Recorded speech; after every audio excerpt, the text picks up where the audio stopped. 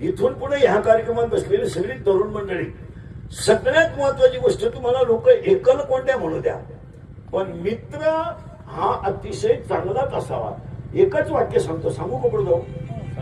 सुदाम्याचं असं म्हणणं आहे, स्वतः सुदाम्याचं वाक्य आहे. सुदाम्या असं म्हणतो, एका बाजूला गोपाळ कृष्ण आहे, एका बाजूला मी आहे, एका गुरुचे आम्ही दोघं आहे, म्हणजे आम्ही दोघं भाऊ आहे. एक राजावर बसतो, मी भीक मागतो. त्याची बायको महालात बसते, माझी बायको भाकरी गोळा करते. तो सकाळी जनतेचा न्याय निवाडा करतो आणि मी हातामध्ये चिपळ्या घेऊन भजन करतो. एवढी तफावत आमच्या दोघांमध्ये का असावी? आम्ही तर एका गुरुचे दोघं जण आहे.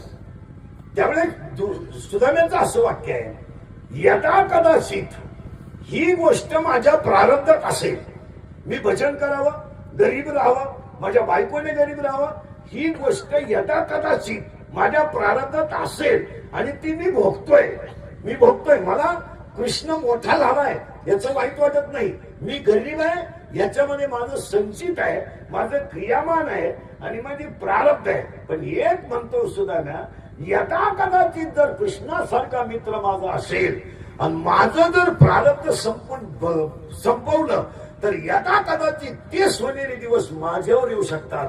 हे सुदाम्याचं वाक्य आहे. आणि सुदाम्याचं नेमकं योगायोगाने हेच घडलं की सुदाम्याला नगरी सोन्याची मिळाली. एक मित्र ज्याचे चांगले, ज्याची संगत चांगली, ज्याचा आहार चांगला, त्याचं जीवन चांगलं.